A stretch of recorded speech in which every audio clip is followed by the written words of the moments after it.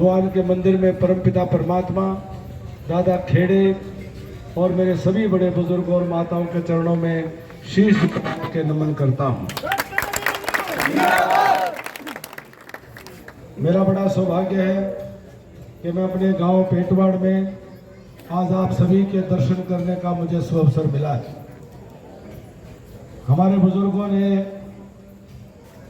आपस के अंदर जिस प्रकार का भाईचारा रखा, सैकड़ों सालों से इसी धरती माता का सीना चीरते हुए, खेतों में रोटी खाते हुए, एक दूसरे के साथ भाईचारे का व्यवहार निभाते हुए एक बहुत ही पुरानी बड़ी सुंदर परंपरा डालने का काम किया है और मैं इसे अपना स्वयं का गांव मानता हूं। और आज विशेष रूप से मुझे खुशी इस बात की है कि इसी श्याम बाबा मंदिर के प्रांगण में मुझे याद है जब इसकी चारदीवारी भी नहीं थी, मैं 15 साल पहले जब पहली बार आया था, कुछ नौजवान आदरणीय रामकुमार जी जैसे मित्र इसकी सेवा करने में कुछ साथी लगे हुए थे और उन साथियों के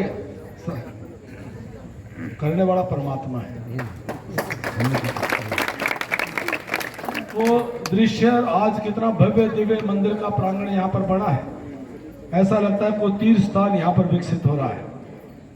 और मेरे पूरा परिवार आज इस प्रकार से, मेरा समस्त विप्र परिवार, मेरा पूरा जो ब्राह्मण समाज 300 कुटी आज यहाँ पर उपस्थित होकर के अपना आशीर्वाद प्रदान कर रही है।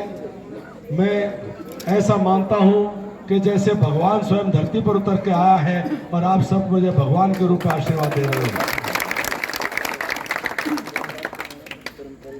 मेरे विशेष आभार ये है कि दादा गौतम ने मुझे 3-4 दिन रोज फोन करके रोज सुबह सुबह ये इस बात का मुझे हौसला दिया कि भाई जब आप पेटवाड़ गांव में अपने गांव में जाओगे तो सबसे पहले श्याम बाबा मंदिर में दर्शन करके और वहां पर पूरा परिवार उनका आशीर्वाद ले करके तब आपने आगे बढ़ना है।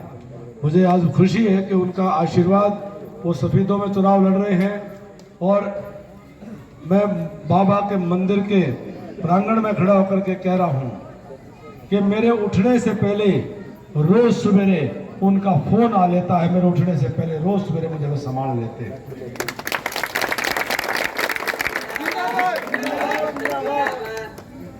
साथियों, आज भारतीय जनता पार्टी के प्रत्याशी के तौर पर मैं आप सब से ये अपील करता हूं कि आप सब आज 5 अक्टूबर को, ये मेरा धर्म है, मेरा फर्ज है, इसलिए मैं अपील और प्रार्थना करता हूं कि 5 अक्टूबर को आप सबका एक एक वोट कमल के फूल पर डाल करके मुझे अपनी 5 साल की सेवा का, चौकीदारी का, आपकी ताबेदारी का, आपकी मजदूरी का मुझे सेवा करने का मौका कृपा करके दें। 5 साल मुझे आपने पहले भी सेवा का मौका दिया, मेरे से जितना बना मैंने रात दिन लगन करके मैंने अपने इलाके की सेवा करने का काम किया। ये मेरा बोलने से अच्छा नहीं, मेरा पूरे के पूरे सभी गांव का चप्पा चप्पा इस बात की गवाही देगा, आगे भी उनको दूर करने का काम करूंगा। साथियों, आज के विधानसभा चुनाव नारनौंद में नहीं, हरियाणा में भी एक विशेष परिस्थितियों में हो रहे हैं। हरियाणा प्रदेश की राजनीति के अंदर ऐसी ताकतें सामने हैं, वो कोई राजनीतिक दल के तौर पर चुनाव नहीं लड़ रही। ऐसा लगता है कि मुगल या सल्तनत का एक खानदान आज हमारे सामने है। आज कांग्रेस पार्टी पूरी तरह से तहस नहस करके, कांग्रेस पार्टी के सभी नेताओं को धक्के मार के बाहर निकाल करके आज बाबू बेटा ने पुराने लोकदल से आए हुए कुछ लोगों के साथ मिलकर के एक पार्टी के नाम पर गैंग की तरह से वो काम कर रहे हैं और हरियाणा की जनता का विश्वास उनको नहीं मिल रहा है। और टिकट के आवंटन में जिस प्रकार की प्रक्रिया चली है उसके कारण से हरियाणा की जनता ने ये समझ लिया है कि ये परिवारवादी, ये भाई भतीजावादी, ये भ्रष्टाचार करने वाले लोग, ये इलाकावाद करने वाले लोग, ये हरियाणा का भला की सोच करके नहीं चल रहे हैं।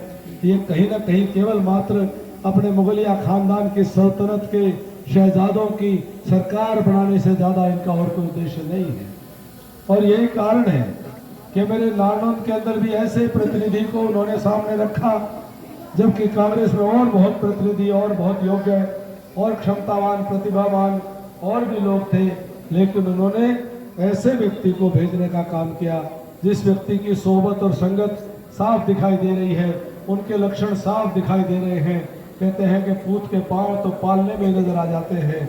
जिस प्रकार के लोग उनके साथ नानंद की सड़कों के ऊपर दंड लगाते हुए, जिस प्रकार की उद्दंडता करते हुए, गलत इशारे करते हुए, गलत बातें करते हुए, चलते हुए दिखाई देते हैं, समझ में आता है कि किस प्रकार की उनकी सोच है। साथियों, मैं आपसे ये भी पूछना चाहूँगा, हमारे भाई हैं, वो हमारे अजीज हैं, हमें किसी से कोई व्यक्तिगत विरोध नहीं है, लेकिन 20 दिन हो गए मेरे भाई को वोट मांगते हुए। मेरा ये भाईचारा, ये विद्वान लोगों का मेरा ये परिवार है, ये मुझे समाज को मार्गदर्शन देने वाला ये मेरा समाज है। मैं एक बात पूछना चाहता हूँ कि पिछले 20 दिन में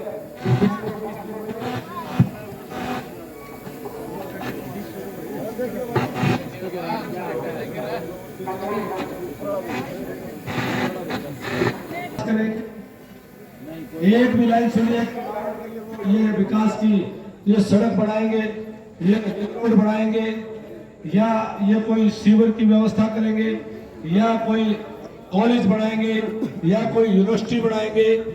एक भी 20 दिन में विकास की कोई बात मेरे भाई ने करी हो तो मंदिर में खड़ा हूं, कोई मुझे बता दो, मैंने 20 दिन में आज तक उनके मुंह से नहीं सुनी। एक भी 20 दिन में ये बात नहीं कही कि नौजवानों के रोजगार के लिए वो काम करेंगे। उनके मुंह से इतना तो आया है कि वो राजनीति के अंदर उन्होंने काफी नुकसान खा लिया है, उसकी भरपाई कराने की तो डिमांड आई है। मतलब वो चुनाव में मेरे नौजवानों की बेरोजगारी दूर करने के बजाय स्वयं की बेरोजगारी दूर करने का प्रयोजन बना लिया, तो उसकी परीक्षा लेकर के रहते हैं।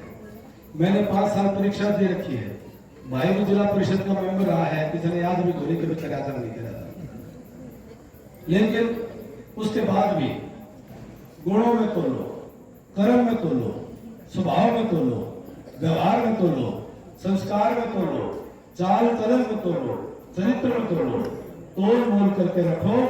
बाबा के मंदिर के भगवान शिव जी महाराज अंदर बैठे, उनके सामने कहता हूँ, जो सा इन चीजों में आपने वजनदार लगे उसको आशीर्वाद दें। लो, प्रचार करो, डोर टू डोर करो, सारे काम करो।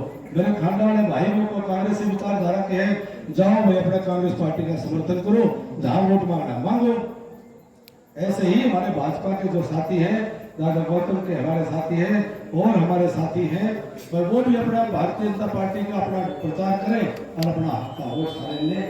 यही हमारा बुजुर्गों ने भाईचारा सिखाया है।